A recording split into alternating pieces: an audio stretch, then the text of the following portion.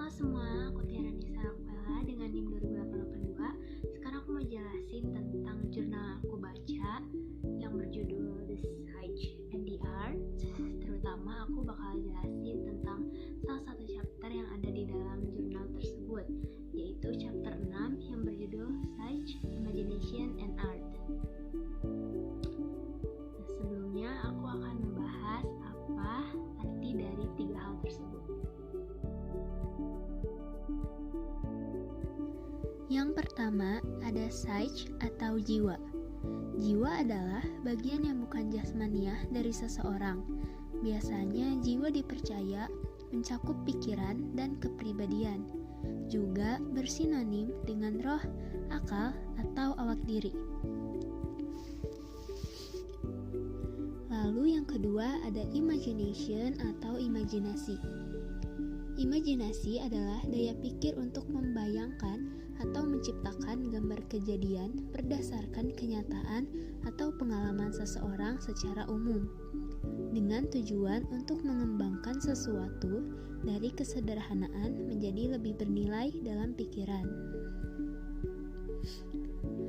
Lalu yang ketiga ada art atau seni. Seni adalah suatu ekspresi perasaan manusia yang memiliki unsur keindahan di dalamnya dan diungkapkan melalui suatu media yang sifatnya nyata, baik itu dalam bentuk nada, rupa, gerak, dan syair, serta dapat dirasakan oleh panca indera manusia.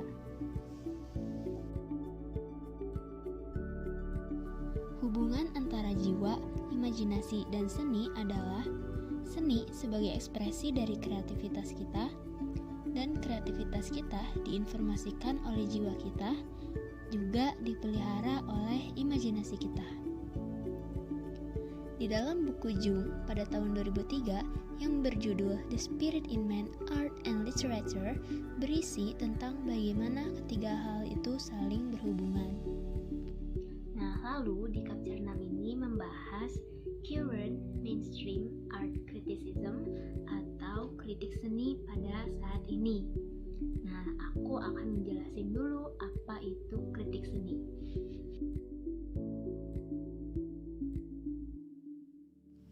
Kritik seni adalah kegiatan menanggapi karya seni untuk menunjukkan kelebihan dan kekurangan suatu karya seni yang berfungsi untuk menjembatani persepsi dan apresiasi karya seni rupa antara seniman, karya, dan penikmat seni. Kritik seni pada saat ini biasanya menggunakan pendekatan formalistik. Pendekatan formalistik mengasumsikan bahwa kehidupan seni mempunyai dunia sendiri, artinya terlepas dari realitas kehidupan keseharian yang kita alami.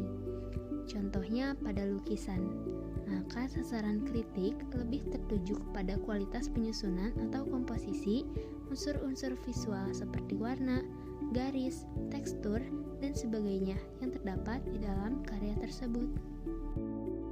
Selain itu, di sini juga mengatakan adanya teori seni konseptual yang mengatakan bahwa sesuatu bisa disebut karya seni jika memenuhi 3 kriteria. Yang pertama, sesuatu itu harus membuat penonton bertanya, apakah ini seni? Lalu yang kedua, seniman harus menyatakannya bahwa itu adalah karya seni. Dan yang ketiga, sesuatu itu harus ditampilkan di ruang seni. Lalu di chapter 6 ini juga membahas validating the feeling response aesthetic atau memvalidasi respon perasaan estetika. Kontribusi paling signifikan untuk estetika adalah seorang filsuf Jerman yang bernama Immanuel Kant. Dalam kritik ketiganya yang bernama The Critique of the Power of Judgment pada tahun 2001, ia menjelaskan lebih detail untuk membedakan respon estetika dari respon perasaan lain yang dimiliki manusia. Beliau juga berusaha untuk menunjukkan bahwa perasaan ini unik jika dihubungkan dengan akal. Demikian pula dia menjelaskan secara rinci bagaimana penilaian estetika berbeda dari penilaian rasional pengetahuan. Penjelasan Kant tentang penilaian estetika sulit kita pahami karena kita sudah terbiasa berpikir bahwa penyataan adalah penyataan pengetahuan pengetahuan objektif yang bisa kita buktikan secara ilmiah.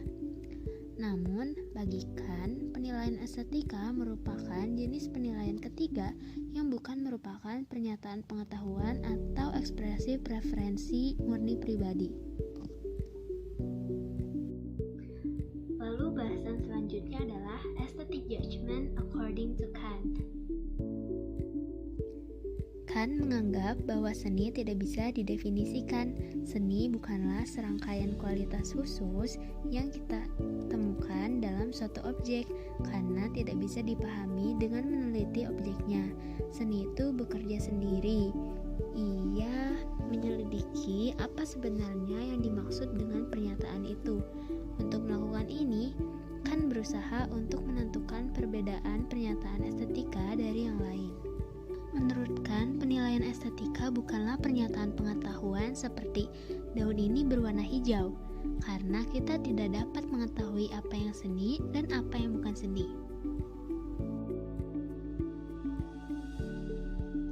Lalu bahasan yang terakhir yaitu what do we gain if the feeling response find a place in mainstream art critical thinking?